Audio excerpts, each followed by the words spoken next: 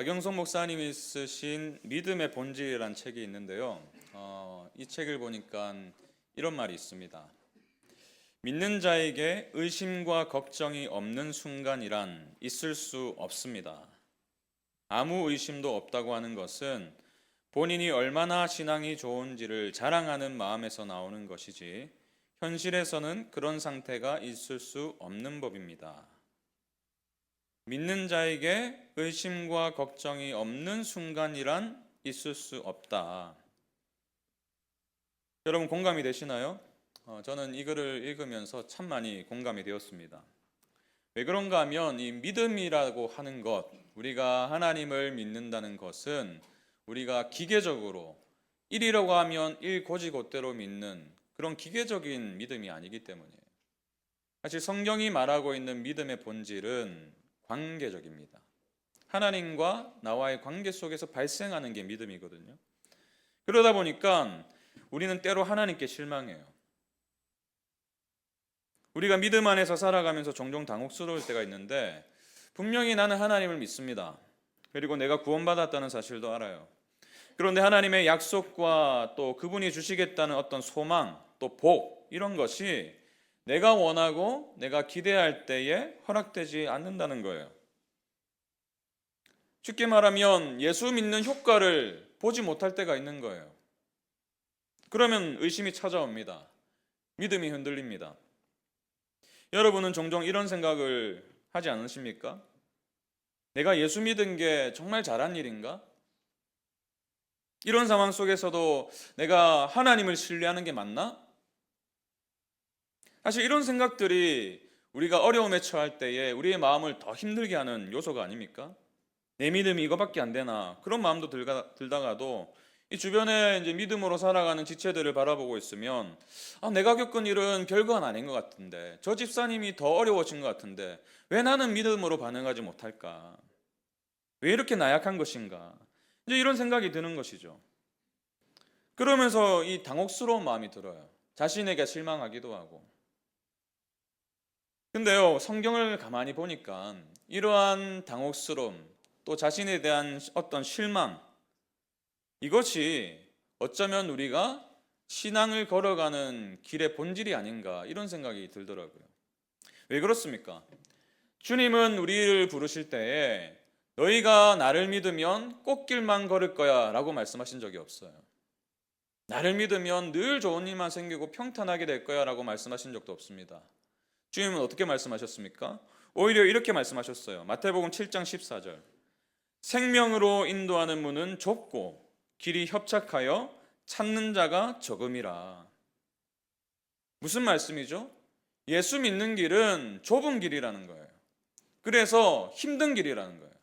그러다 보니까 찾는 사람이 적대요. 다 편안한 길 찾아가고 넓은 길 가려고 하지 누가 좁은 길을 가려고 하겠습니까? 근데 우리가 이 예수를 믿었기 때문에 이 길을 걸어가고 있어요. 그러다 보니까 때로 좁은 길이 있습니다. 때로 힘든 길이 있어요. 그러면서 우리의 마음에 드는 생각들이 의심이죠. 회의죠. 이 길이 맞나 싶은 거죠. 저도 그렇고 여러분도 그렇고 이런 고민을 해본 적이 한두 번이 아닐 거예요.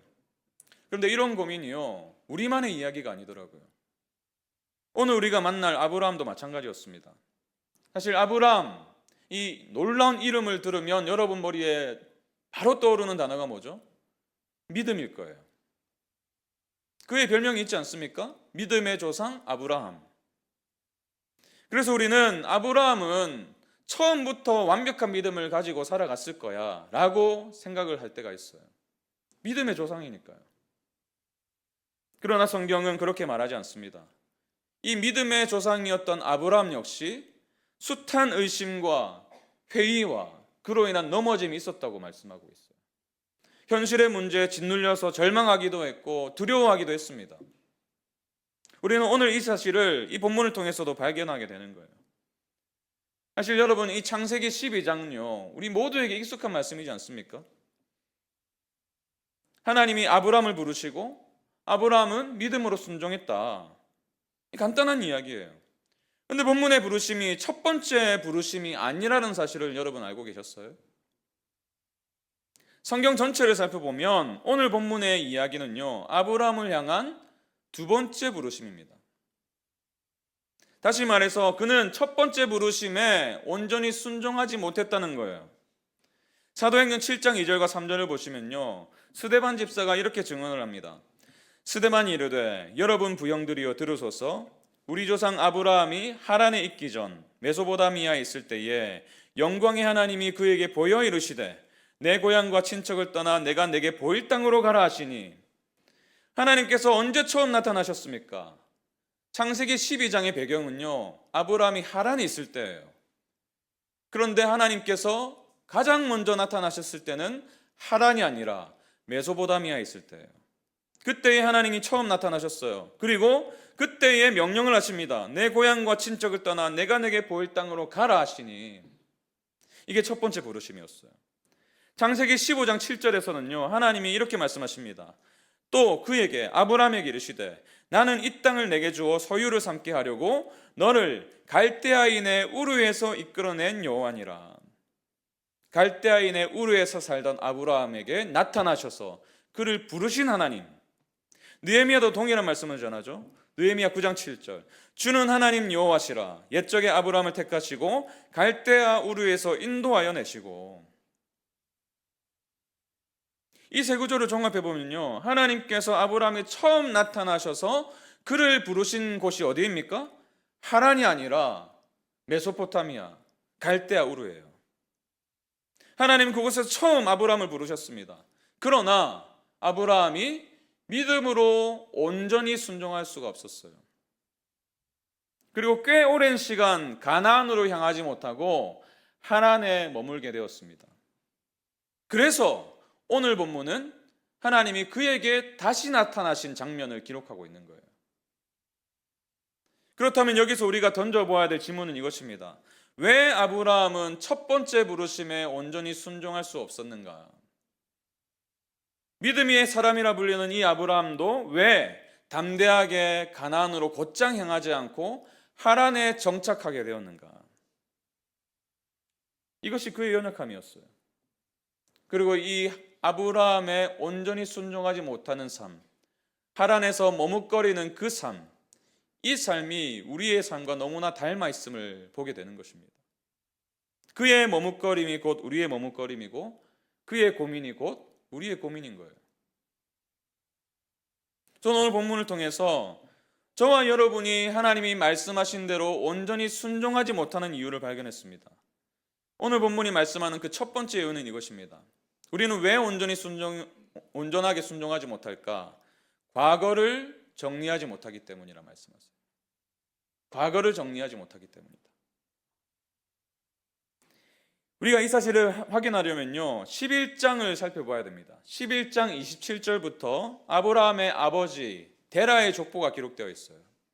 우리는 그 족보를 통해서 이 아브라함의 가족사를 간단하게 들여다볼 수 있습니다. 여기에 여러 이름이 소개되고 등장하게 되는데, 여기에 소개된 이름들을 살펴보면서 제가 흥미로운 사실을 하나 발견했습니다. 이 데라, 아브라함의 아버지 이 데라의 이름의 뜻이 제가 자료를 찾아보니까요, 달이에요. 그리고 사레, 아브라함의 아내죠. 이 사레의 이름의 뜻이 무엇인지 아십니까? 달신의 아내란 뜻이에요. 밀가는 어떨까요? 달신의 딸. 무슨 말입니까? 이름을 살펴보면 다 달과 관련되어 있어요. 달, 달신, 달신의 아내, 달신의 딸. 왜 이렇게 이름을 지었을까요? 그도 그럴 것이 이 데라의 가족, 아브라함의 가족이 살았던 갈대아 우르는요, 달을 숭배하는 곳이었습니다. 모든 사회 구성원들이 달신을 섬기던 곳이었어요. 그래서 여호수아 24장 2절에서 여호수아가 이때를 가리켜서 이렇게 말하죠. 여호수아가 모든 백성에게 이르되 이스라엘 하나님 여호와께서 이같이 말씀하시기를 옛적에 너희의 조상들 곧 아브라함의 아버지 나홀의 아버지 데라가 강 저쪽에 거주하여 다른 신들을 섬겼으나, 이들이 섬긴 신이 뭘까요? 달신이었어요. 여러분, 이 말은요, 데라만 다른 신을 섬겼다는 말이 아니에요. 너희의 조상들 곧 아브라함과 나홀과 데라, 다 포함하는 것입니다. 그 가정이 하나님이 아니라 다른 신을 섬기고 있었대요. 달신을 섬기고 있었대요. 여러분, 아브라함은 달을 섬기는 사회와 가정에서 태어났어요. 자라왔습니다. 바로 그럴 때에 영광의 하나님이 그의 인생에 나타나신 거예요. 그리고 하나님이 부르시죠. 내 친척과 고향을 떠나라. 떠났어요. 그런데 옛 습성을 온전히 버리지 못했던 것 같습니다. 부르셨다고 해서 그 모든 과거의 인생, 그가 살아왔던 모든 배경이 다 사라지는 게 아니잖아요. 그래서 11장 31절을 보시면요, 굉장히 중요한 단서를 우리에게 말씀하고 있습니다. 31절 보세요. 데라가 그 아들 아브람과 하란의 아들인 그의 손자 롯과 그의 며느리 아브람의 아내 사레를 데리고 갈대아인의 우르를 떠나 가나안 땅으로 가고자 하더니 하란에 이르러 거기 거류하였으며. 하나님이 아브람에게 나타나시자 아브람은 아버지 데라를 찾아가서 설득했을 것입니다. 스데반이 말한 것처럼 영광의 하나님이 아브람에게 보여 이르시되 내 고향과 친척을 떠나 내가 내게 보일 땅으로 가라. 그렇게 말씀하셨습니다, 아버지. 이렇게 전했을 거예요. 그래서 온 가족이 우르를 떠났습니다. 가나안을 향해 갔어요. 그런데 결국 어떻게 되었다고요? 하란에 이르러 거기 거류하였으며. 제가 지난주에 말씀드린 대로 이 거류하다라는 단어, 바벨 시대에 사람들이 시나이 평야에서 거류하였습니다. 정착했다는 뜻이죠. 눌러 앉았다는 의미예요. 잠시 하란에 머문 뜻이 아니고 거기에 터를 잡고 앉았다는 거예요. 목적지는 어디였습니까? 하란이 아니라 가나안이었습니다. 중도에 포기한 거예요. 왜 이들은 하란에 정착했을까요? 자료를 살펴보니까요, 하란 역시 달을 숭배하는 도시였어요. 무슨 말이죠? 그가 우르에서 살 때 너무나 익숙했던 달신을 섬기던 그 문화가 하란에 와보니까 똑같이 있는 거죠. 과거를 온전히 버리지 못했기 때문에 가던 도중에 중도 포기한 거예요. 하란에 도착하다 보니까 우르를 떠나서 하란까지가 꽤 긴 시간입니다. 꽤 긴 거리예요. 그 긴 거리를 장막을 쳤다가 또 접었다가 또 옮겨가고 이 과정을 수없이 반복하지 않았을까요? 힘들었겠죠. 고생스러웠겠죠. 그래서 이 길이 맞나? 이런 생각이 들었을 거예요. 근데 하란에 와보니까요, 우르랑 너무 많이 닮아 있는 거죠. 여기도 달신을 섬기는 곳이네. 여러분, 성경을 찾아보면요, 이런 예가 얼마나 많은지 모르겠습니다. 과거를 정리하지 못하는 이스라엘 백성 자체가 그 대표적인 예 아닙니까? 하나님의 은혜로 가나안 땅에 들어갔는데, 그래서 가나안 땅에 들어가기 전에 하나님께서 경고하셨죠. 저들이 섬기던 신을 섬기지 말라. 그런데 우리가 이스라엘 역사를 알지 않습니까? 그들은 바알과 아세라를 섬기기 시작했어요. 가나안의 문화를 그대로 흡수합니다. 그리고 하나님께서 그들을 징계하시고 또 회복시키시고, 이것이 그들의 역사 아닙니까? 반복되는 역사 아닙니까? 하나님을 완전히 버린 것도 아니에요. 하나님의 뜻을 따라 사는 모습도 있었어요. 근데 동시에 다른 신도 섬긴 거예요. 그래서 열왕기사 17장 33절을 보면요, 이들의 특징을 한마디로 이렇게 정리합니다. 이와 같이 그들이 여호와도 경외하고 또한 어디서부터 옮겨왔든지 그 민족의 풍속대로 자기의 신들도 섬겼더라. 여러분, 이런 면에서 우리의 삶을 좀 돌아볼 필요가 있습니다. 왜 우리는 종종 하나님의 부르심 앞에서 머뭇거립니까? 왜 그 부르심 앞에 믿음으로 온전히 순종하지 못합니까? 교회는 다니는데, 그래서 예수를 믿는다고 고백하는데 여전히 끊지 못한 옛 습관이 남아있기 때문은 아닙니까? 예수님을 알기 전의 삶이 여전히 남아있는 거예요. 직장 생활을 하는데 믿음으로 반응하기보다는 여전히 세상의 방법을 신뢰합니다. 처세술을 신뢰해요. 내가 저 사람한테 상사에게 잘 보이기 위해서 어떻게 살아야 되지? 교회는 다니는데요, 사업하는 방식은 이전과 이후가 똑같아요. 변하지 않습니다. 아이들을 양육하는 방식에 있어서도 예수를 믿은 후와 이전이 전혀 다르지 않아요. 여러분, 그러다 보면요, 우리도 가나안으로 갈 수가 없는 거예요. 하란에 머물게 되는 것입니다. 하나님을 모르는 게 아니에요. 분명히 하나님께서 나를 부르셨다는 걸 알아요. 그러나 여전히 달신을 숭배하고 싶은 거예요. 세상의 것을 쫓고 싶은 거예요. 그러다 보니까 가야 될 목적지를 잊어버리는 것입니다. 우리의 목적지는 가나안인데 하란에서 머물게 되는 거예요. 그런가 하면 우리가 온전히 순종하지 못하는 또 다른 이유가 있는데, 오늘 본문이 말씀하고 계신 또 다른 이유는 이것입니다. 우리가 안전지대에 머물려 하기 때문이에요. 데라와 아브라함의 가족이 하란에 머물게 된 또 다른 이유가 있는데요. 아까도 말씀드렸지만 이 하란의 환경이 그들이 떠난 우르와 너무나 비슷했기 때문이에요. 우르는 굉장히 큰 도시였습니다. 상업이 발달했고요. 문화적으로도 굉장히 높은 수준을 가진 도시였어요.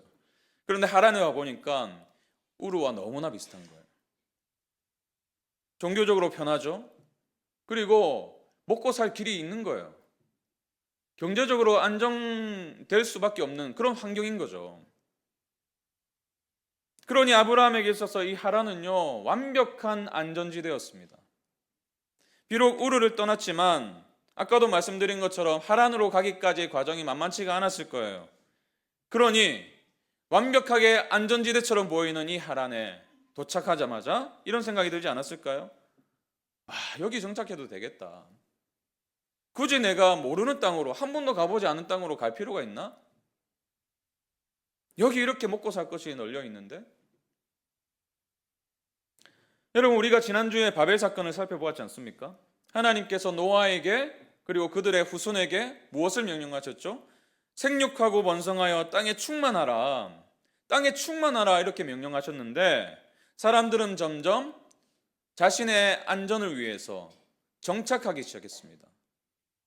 그래서 창세기 11장 2절에 이에 그들이 동방으로 옮기다가 시날 평지를 만나 거기 거류하며.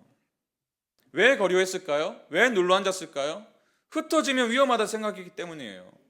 믿음으로 순종하기를 멈추고 안전한 곳에 눌러앉기를 바랐던 것입니다. 그래서 여러분, 결국 바벨탑을 쌓기 시작한 것 아니겠습니까? 모세도 마찬가지예요. 출애굽기 3장을 보시면요, 하나님께서 모세를 부르십니다. 이스라엘을 구원할 지도자로 부르세요. 근데 계속해서 모세가 자신의 부족함을 들먹이면서 그 부르심에 거부합니다. 하나님이 이렇게 저렇게 설득하시지만 결국 어떻게 반응했어요? 출애굽기 4장 13절 보십시오. 모세가 이르되 오 주여 보낼 만한 자를 보내소서. 왜 이렇게밖에 말할 수가 없었습니까? 모세 역시 안전지대를 벗어나기가 싫었던 거예요. 그게 두려웠던 거예요. 여러분, 애굽에서 40년을 살았지만 미디안 광야에서도 40년을 살았어요. 40년을 살았다는 건요, 여러분 분당 처음에 이사 오신 분들 거의 40년 사신 거잖아요. 익숙해진 거예요. 이제 이 미디안 광야가 척박한 땅이었고 양을 치던 사람으로 변모했지만 이게 이제 완전히 내 삶이 되어버린 겁니다. 익숙해진 거예요. 그러니까 여기서 익숙해진 곳을 떠난다는 게요, 만만치 않은 일이에요. 안전지대에 머물려는 그 마음이 결국 순종으로 나아가지 못하게 막아서는 걸림돌이 되어버린 것입니다. 여러분, 이처럼 안전지대에 머물려 하다 보면요, 우리가 믿음의 길을 떠날 수가 없는 것입니다. 제가 다시 한 번 더 말씀드리지만 믿음은 무엇입니까? 모험이에요. 하나님 믿고 아무것도 보이지 않지만 한번 가보는 거예요. 믿음은요, 그저 믿습니다, 믿습니다, 아멘 하면서 자기 최면을 거는 게 아니라 하나님과 나와의 관계 속에서 그분을 신뢰하면서 보이지 않는 그 길을 한번 걸어가 보는 겁니다. 한 목사님이 이런 말씀 하시더라고요. 믿음으로 보는 것이 무엇인가? 믿음으로 우리의 현실을 보는 게 무엇인가? 하나님이 어떤 분이시고 또 그분이 뭘 하길 원하시고 또 어떻게 하시려고 하는가를 발견하면서 그 일의 결과를 하나님의 관점으로 보는 거래요. 그러니 떠날 수 있는 거죠. 그러나 우리는 본능적으로 모험을 두려워합니다. 안정적인 삶이 좋아요. 재정도 그렇고 자녀도 그렇고 관계도 그렇고 하여튼 뭐든 안정적인 게 좋습니다. 안정적이라는 말이 뭐예요? 내가 통제할 수 있다는 거잖아요. 그때 비로소 우리의 마음이 편안해져요. 내가 좀 통제할 수 있겠다는 생각이 들면 마음에 평강이 옵니다. 그러나 믿음은 뭐예요? 이런 관점에서 보면 믿음은요, 내가 통제할 수 없다는 것을 인정하는 거예요. 그 통제권을 하나님께 맡기는 거예요. 내가 쥐락펴락할 수 없다는 거죠. 그러니 두렵죠. 믿음으로 떠나기가 두려운 거예요. 그래서 사실 온전히 순종하기가 쉽지가 않습니다. 저도 마찬가지예요. 저도 이 안전지대 유혹이 얼마나 강력한 것인지를 체감하며 살아갔습니다. 사실 제가 이 일만성도 파송운동 청빙받았을 때요, 마음에 엄청난 두려움이 있었어요. 저는 평생을 부산에서 산 사람이에요. 그렇게 안 보이죠? 그렇게 보여요? 그 평생을 부산이라는 곳에서 태어나고 자라온 사람인데 제가 이제 분당으로 와야 되지 않습니까? 분당에 제가 아는 사람 한 명도 없었어요. 이 사역의 가치를 알게 되면서 제가 너무나 귀한 사역이다, 일만성도 파송운동이 확신이 있었습니다. 근데요, 이 모험이요, 안전해 보이지 않는 거예요. 당시에 제가 섬기던 영안교회에 후임 담임 목사로 오신 분이 계셨는데요, 그분이 제가 어릴 때부터 알던 분이었어요. 제가 정말 사랑하고 존경하는 목사님이십니다. 근데 그분이 제가 이제 이러한 제안을 받았습니다라고 말씀드리니까요, 이런 제안을 하시는 거예요. 박 목사, 나랑 같이 사역하자. 얼마나 마음이 흔들렸나 몰라요. 그리고요, 가족들의 저항도 만만치가 않았습니다. 저희 아버지가요, 제가 침례교 출신 아닙니까? 장로교 가면 안 된다고 얼마나 저를 설득하셨나 몰라요. 근데 제가 이제 돌이켜서 생각해 보니까 이제 어머니 돌아가시고 혼자 되셨잖아요. 장남이 좀 같이 있길 원하셨던 것 같아요. 그리고 저희 아내도요, 처음에는 얼마나 부담스러웠는지 모릅니다. 그도 그럴 것이 아내 역시 부산에서 태어났고 자라왔기 때문에, 물론 태어난 곳은 서울이지만, 그러니까 그곳에서 떠난다는 게 쉽지가 않은 겁니다. 애들도 어리죠. 애들 3명이나 있죠. 그리고 제가 당시에 이 청년부를 섬겼었는데 이 청년들과 헤어지는 게 참 쉽지가 않더라고요. 정말 사랑으로 섬겼고 기쁨으로 사역했거든요. 제가 이제 안 갈 핑계를 대자면 끝이 없는 거죠. 가면 집은 어떻게 해야 되지? 애들은 잘 적응할 수 있을까? 애들 어린이집 어떻게 알아보지? 그러니 이제 제가 이제 이 청빙 과정에 응하긴 했는데 이 발을 떼기가 너무 어려운 거예요. 여러분, 그래요. 영안교회는 저의 하란이었습니다. 저의 안전지대였어요. 그래서 머뭇거리게 된 거죠. 여러분, 누가복음 9장을 보시면 무명의 사람 3사람이 등장합니다. 다 예수님의 제자가 되겠다고 찾아온 사람들이에요. 근데 이들은 한결같이 안전지대에 머물고자 했던 사람들입니다. 그래서 결국에는 예수님을 따를 수가 없었어요. 첫 번째 사람은요, 자기가 와서 이렇게 말합니다. 주여, 제가 어디로 가든지 제가 주님을 따르겠습니다. 그러니까 예수님께서 이렇게 말씀하시죠. 나는 머리 둘 곳도 없다. 무슨 말이에요? 난 집도 절도 없다. 정말 가난하다. 그래서 너에게 줄 것이 아무것도 없다. 그렇게 말씀하시자마자 그 사람이 사라져요. 더 이상 등장하지 않습니다. 어떤 말도 없이. 두 번째 사람은요, 아직까지 돌아가시지 않은 아버지의 장례를 염려하면서 그 장례를 내가 치르고 가겠습니다. 따르지 않겠다는 거죠.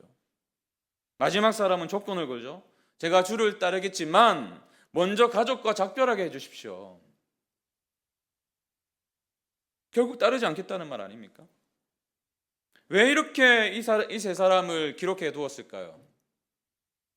우리의 순종을 가로막는 커다란 장애물이 안전지대라고 지금 우리에게 말씀하길 원하셨기 때문이에요. 근데 제 모습이 꼭 이 사람들과 같은 거예요. 여러분 어떠세요? 여러분은 여러분의 삶에 믿음의 길을 계속해서 한 걸음 한 걸음 떼야 되는데 떠나지 못하게 막아서는 여러분의 안전지대는 무엇입니까? 그렇습니다, 여러분. 우리는 과거를 정리하지 못해서 또 우리가 설정한 안전지대에 머물고 싶은 마음이 있기 때문에 종종 하나님이 목적하신 곳까지 나아가지 못해요. 그곳으로 나아가기를 주저합니다.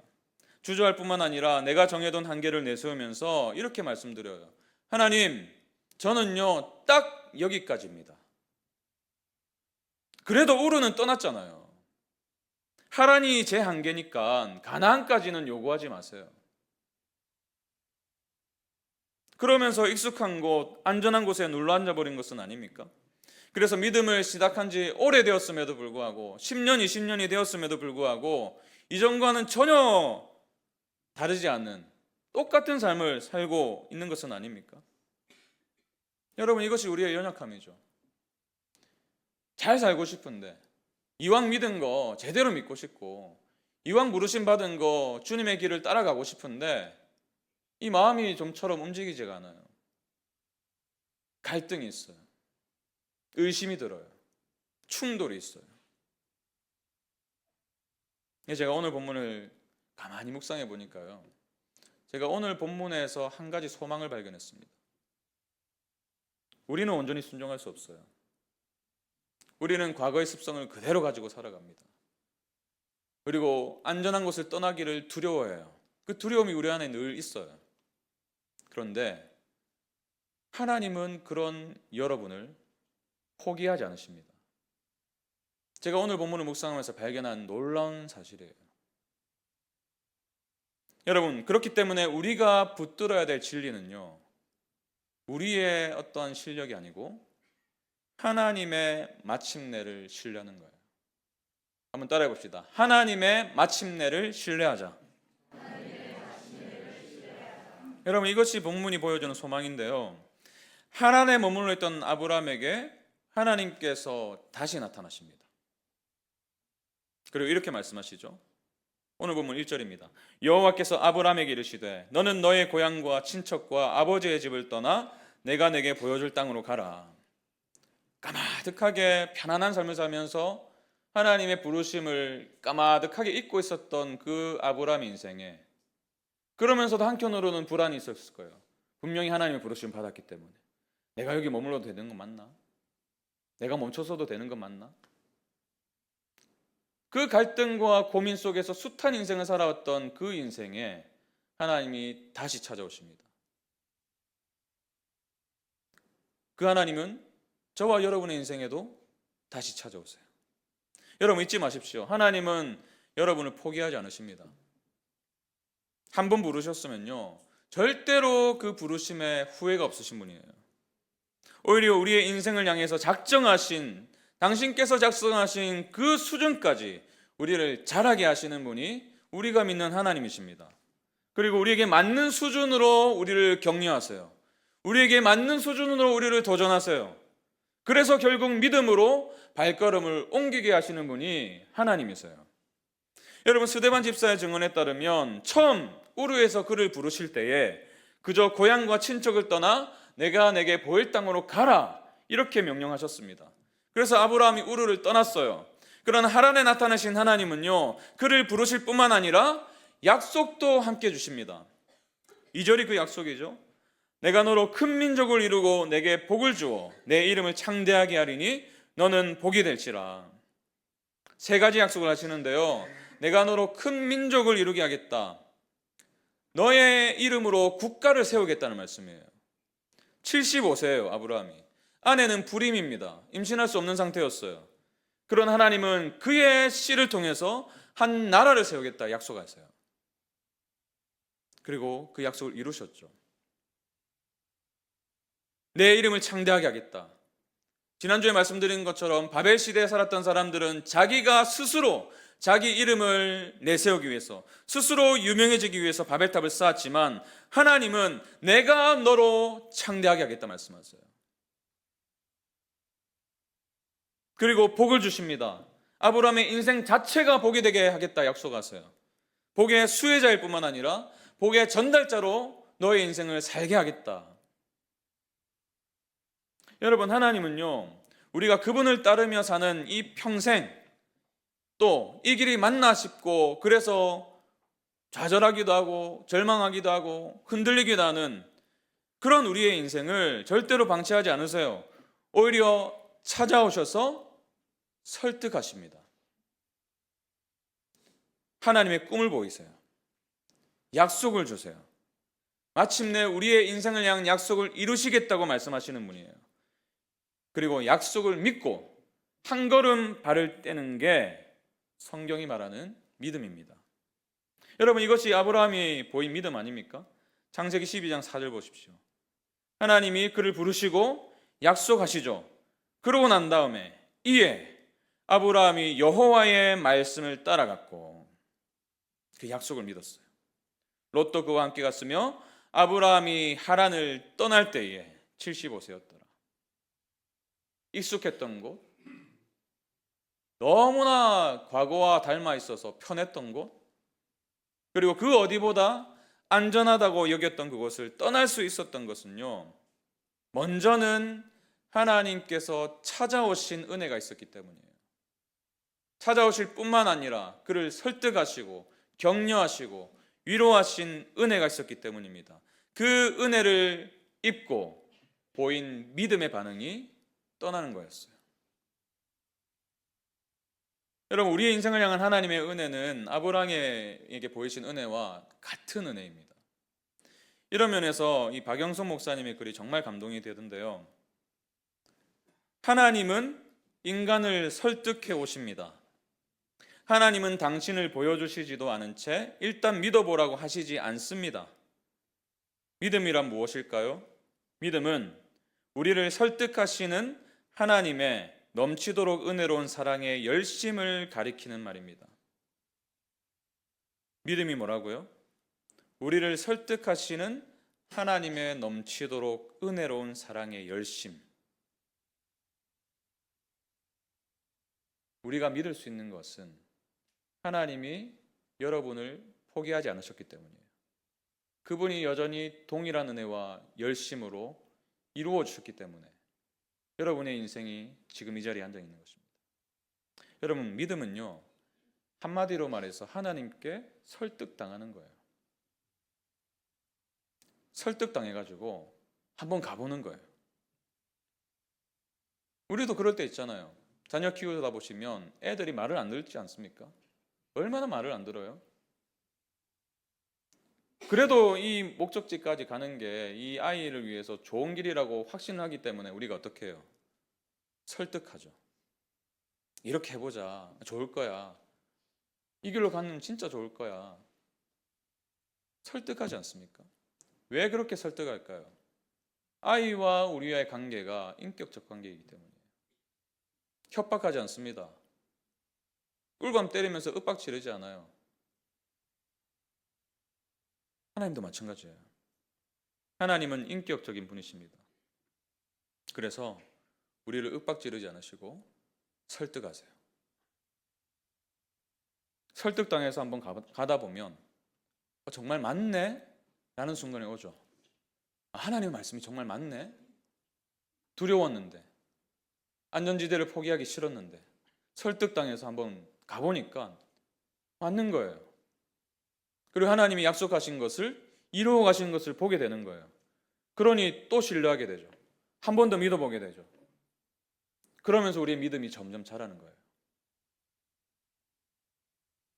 하나님이 보여줄 땅은요, 하나님이 나타나셔서 내가 내게 보여줄 땅으로 가라 말씀하십니다. 근데 하나님이 보여주실 땅은요, 우리가 가지 않고서는 절대로 볼 수 없습니다. 하나님께 설득당해서 한번 가보지 않고서는 절대로 볼 수 없어요. 아브라함은 설득당해서 가봤어요. 그러니 7절에서 이렇게 하나님께서 아브라함에게 나타나셔서 이 땅이 너에게 줄 땅이라고 말씀하시는 거예요. 여러분, 우리가 예수 믿고 살아가면서 그 누구라고 나는 한 번도 의심해 본 적이 없습니다 라고 말할 수 있겠습니까? 그 누구라고 나는 한 번도 지금까지 넘어진 적이 없습니다 라고 말할 수 있겠어요? 우리 모두의 공통적인 고백입니다. 의심이 들어요. 넘어져요. 하나님께 등을 돌리고 싶을 때도 있어요. 이 길이 맞나 싶을 때가 있어요. 그러나 그 과정 속에서도 하나님은 우리를 찾아오시고, 또 넘어졌을 때 또 찾아오시고, 또 찾아오시고, 우리를 설득하시고, 약속을 주시고, 그 약속을 이루어 가시고. 여러분, 아브라함에게 하나님이요 처음부터 이삭을 요구하지 않으셨습니다. 여러분, 이거 꼭 기억하셔야 돼요. 하나님이 아브라함의 인생에 처음부터 이삭을 달라고 말씀하지 않으셨어요. 그 모든 수십 년의 과정을 거치면서 나타나셔서 설득하시고 함께 하시고 이루어 가신 그 하나님을 계속해서 경험했던 아브라함이 믿음이 자란, 어느 정도 자란 그 수준에 이르자 하나님이 그의 믿음을 테스트해 보신 거죠. 우리 인생도 마찬가지예요. 하나님이 우리를 부르셨습니다. 나 자신을 섬기던 삶에서, 내 인생의 우르에서 가나안으로 우리를 부르셨어요. 근데 이 길이 만만치가 않죠. 그런 하나님은 우리의 수준에 맞게 설득하시고 일으켜 세우시고, 그래서 창세기 15장에서 아브라함과 언약을 맺으시고 22장에 이르러서 이삭을 달라 요구하시고, 그 하나님의 신실하심을 믿으시기 바랍니다. 그래서 우리는 이렇게 선포할 수 있어요. 데살로니가전서 5장 24절 우리 같이 한번 읽어봅시다. 시작. 너희를 부르시는 이는 미쁘시니 그가 또한 이루시리라. 아멘. 그가 또한 이루시리라. 우리는 미쁘지 않아요. 우리는 신실하지 않습니다. 그러나 하나님은 신실하세요. 그래서 그가 또한 이루시리라. 그래서 본문은요 이렇게 말씀합니다. 창세기 12장 5절 아브라함이 그의 아내 사레와 조카 롯과 하란에서 모은 모든 소유와 얻은 사람들을 이끌고 가나안 땅으로 가려고 떠나서 마침내 가나안 땅에 들어갔더라. 마침내 가나안 땅에 들어갔더라. 여기서 마침내는요 아브라함의 입장에서의 마침내가 아니에요. 하나님의 입장에서의 마침내입니다. 오랫동안 믿음 없이 하란에 머물던 그 아브라함을 기다리셨던 하나님, 그리고 또 나타나셔서 말씀하시고 그를 설득하신 하나님, 그래서 마침내 아브라함이 가나안에 들어갔더라. 이 마침내가요 얼마나 은혜가 되었던지 몰라요. 제가 저를 볼 때도 참 형편없을 때가 있거든요. 목사라면서 이 정도밖에 안 돼? 그럴 때가 있어요. 여러분이 안 보실 때요 저만 볼 때가 있잖아요. 제 인생을 여전히 형편없는 부분이 있습니다. 부끄러운 부분도 많아요. 근데요 이 마침내의 하나님을 소망하기 때문에, 그가 이루실 것이기 때문에 다시 일어서 보는 거죠. 다시 한번 내딛어 보는 거예요. 저는 우리 모든 성도님들이 때로 의심하고 머뭇거리는 우리의 인생을 통과하겠지만 우리를 오래 참으시고 다시 설득하시는 그 과정을 통해 마침내 그리스도의 장성한 분량이 충만한 데까지 이르게 하실 그 주님을 신뢰하시길 바랍니다. 비록 좁은 길이지만, 그래서 갈등하고 충돌하고 의심하지만 마침내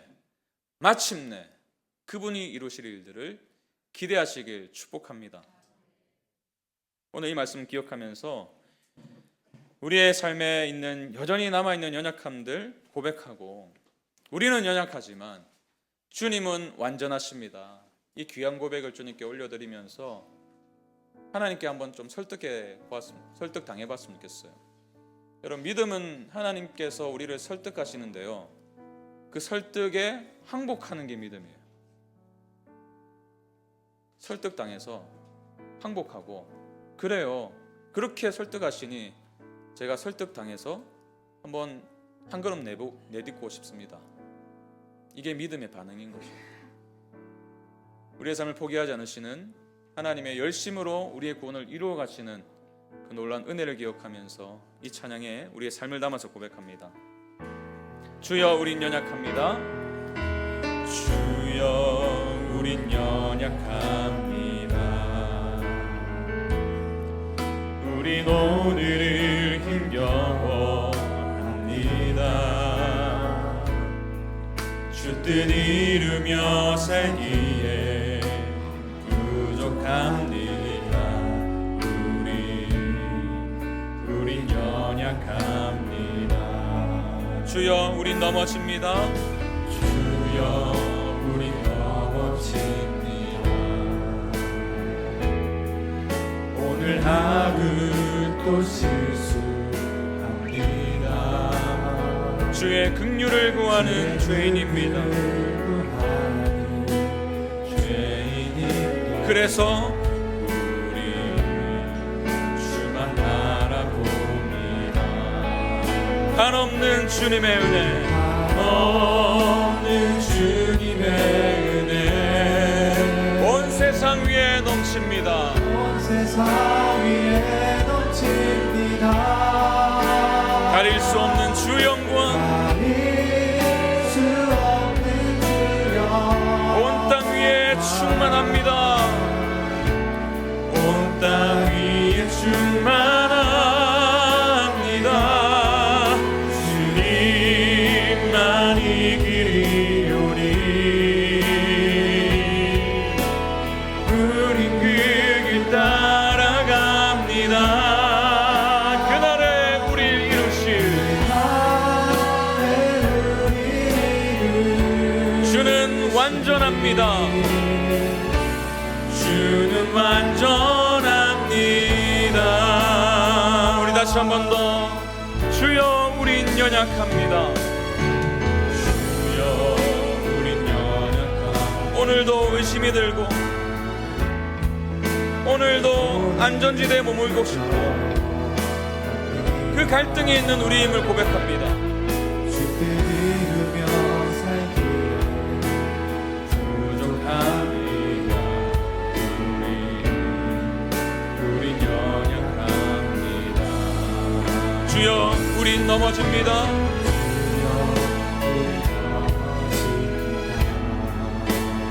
오늘 하루 또 실수합니다.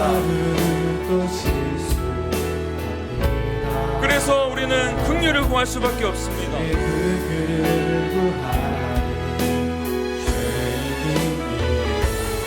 우린 주만 바라봅니다. 한없는 주님의 은혜, 한없는 주님의 은혜 온 세상 위에 넘칩니다.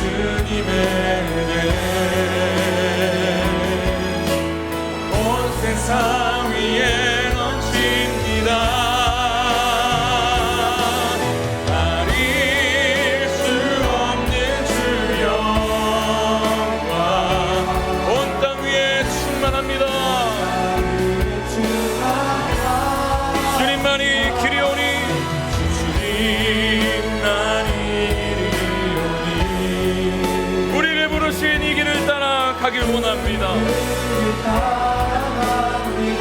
그리고 마침내 우리를 이루어 주실 주님,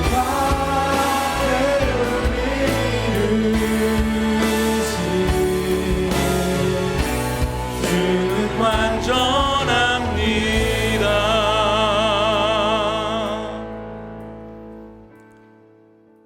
여러분, 그럴 때 있지 않습니까?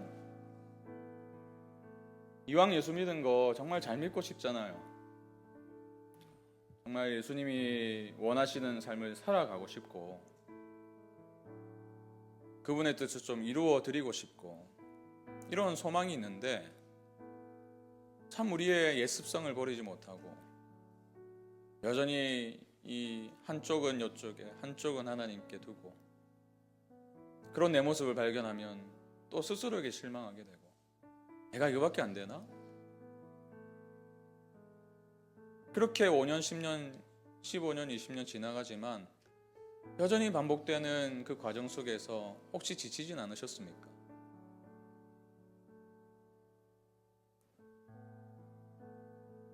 그래서 여러분의 하란에 머물고 계시다면 오늘 이 말씀을 받으십시오. 하나님은 여러분에게 다시 찾아오실 것입니다. 그리고 말씀해 주실 거예요. 약속을 보이시며 여러분을 설득하실 거예요. 여러분, 하나님은요 우리의 인생에 찾아오셔서 그렇게 설득하실 의무가 없어요. 전능하시고 위대하신 하나님이 이 작고 작은 인생에 찾아오실 이유가 뭐가 있단 말입니까? 이유가 있다면요 딱 하나밖에 없어요. 그렇게 설득하시기까지, 그렇게 해서라도 우리를 하나님이 원하시고 우리의 인생의 가장 좋은 길로 아시기 때문에 인도하길 원하시는 그곳까지 우리를 데리고 가고 싶어서요. 사랑하시기 때문이죠. 우리 시간에 이렇게 좀 기도했으면 좋겠습니다. 주님, 우리의 연약함을 인정합니다. 믿음 안에서 잘 살고 싶은데 그게 제 뜻대로 잘 안 됩니다. 과거를 정리하지 못하고 또 여전히 불안해서 안전지대에 머물고 싶은 마음이 있기 때문에 여전히 제 믿음이 이 정도 수준입니다. 그러나 아브라함의 인생에 다시 찾아오신 하나님, 저에게도 찾아와 주시옵소서. 저를 설득해 주십시오. 그래서 믿음의 발걸음을 내딛게 해 주시옵소서. 정체되고 멈춘 것 같은 제 인생도 하란을 떠나서 마침내 가나안으로 가게 하여 주시옵소서. 우리 그렇게 주님 신뢰하며 함께 기도로 나가시겠습니다. 아버지 하나님, 그렇습니다. 우리의 인생, 하나님 하나뿐인 우리의 인생이라서 좀 잘 살고 싶습니다. 이왕 예수 믿은 거 제대로 좀 믿어보고 싶고 제대로 주님이 원하시는 그 삶을 살아가고 싶은데 여전히 과거를 정리하지 못한 제 연약함이 있기 때문에 여전히 안전지대에 머물고자 하는 본능이 있기 때문에 하나님, 믿음으로 담대하게 내딛지 못하는 게 저의 믿음의 수준입니다. 그래서 하란에 머물다 보니 그 삶이 익숙해지고 그러다 보니 5년 10년이 지났지만 그 이전의 삶과 전혀 다를 바가 없는, 그래서 스스로를 볼 때는 또 말씀을 듣고 있으니 내가 이래도 되나라는 생각이 들지만 한편으로는 그럼에도 불구하고 한 발을 뛰지 못하는 그러한 우리의 연약함이 있음을 고백합니다. 그러나 주님, 오늘 아브라함의 인생에 나타나신 주님께서 이 시간 저의 인생에 찾아와 주셔서 제 인생을 향해 말씀해 주시길 원합니다. 저를 설득해 주시옵소서. 하나님, 제 이 굳어진 마음을, 하나님 단단해진 마음을 주님 기경해 주시고 설득해 주시고, 그래서 설득당해서 한번 그 하나님이 원하신 길을 담대하게 한번 내딛게 도와주십시오. 하나님, 그럴 때에 하나님이 보여주실 땅, 그 땅을 하나님 마침내 우리가 얻게 될 줄로 믿습니다. 가나안으로 떠날 때에 그 땅을 보게 되고 그 땅을 소유하게 될 줄로 믿습니다. 하나님, 이 믿음의 길, 우리의 평생에 걸친 길이라면 하나님, 우리가 넘어지고 또 넘어지지만 한 번 더 신뢰해보고 한 번 더 설득당해보는 그 과정을 통해서 하나님 마침내 이삭을 요구하시기까지 하나님 우리가 믿음이 자라갈 수 있도록 도와주시고 그리스도의 장성한 분량이 충만한 데 이를 수 있도록 주님 일하여 주시옵소서. 하나님은 신실하시기 때문에 하나님 당신께서 이루실 줄 믿습니다. 하나님, 그 믿음을 포기하지 않도록 도와주시고 그 소망으로 오늘도 내일도 하루하루를 살아갈 수 있는 우리의 삶이 될 수 있도록 인도하여 주시옵소서. 혹시나 주님 여전히 하나님의 모형고 됐던 우리 성도들이 계시다면 이 시간 성령께서 일하여 주셔서 그 하나님을 떠날 수 있는 믿음을 주시고 그 하나님을 떠나서 담대하게 가나안을 향할 수 있도록 주님께서 인도하여 주시옵소서. 그렇게 하신 주님을 찬양합니다. 한없는 주님의 은혜 함께 고백합니다. 한없는 주님의 은혜 온 세상 위에 넘칩니다. 내 인생에도 넘치도록 부어주신 그 은혜, 가릴 수 없는 주 영광의 하나님께서 우리 인생을 찾아오십니다. 우리 인생에 말씀하십니다. 그래서 마침내 주님만이 길이심을 발견하게 하실 주님, 그리고 우리로 믿음으로 하여금 그 그 길을 걷게 하실 주님, 우린 그 길 따라갑니다.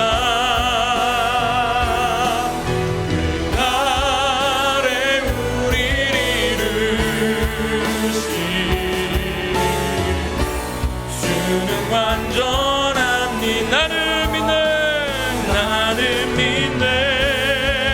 주의 능력으로 내 삶 새롭게 되리. 나는 믿네. 주의 능력으로 담대히 나아가리라. 나아가리라. 주와 함께 싸워 승리하리라. 날마다 믿음으로 우리 다시 한번 더 나는 믿네, 나는 믿네. 주의 능력으로 내 삶 새롭게 되리. 나는 믿네. 주의 능력으로 담대히 나가리라. 주와 함께 싸워 승리하리라. 날마다 믿음으로 나 살아. 주와 함께 싸워, 주와 함께 싸워 승리하리라. 날마다 믿음으로 나 살아가리.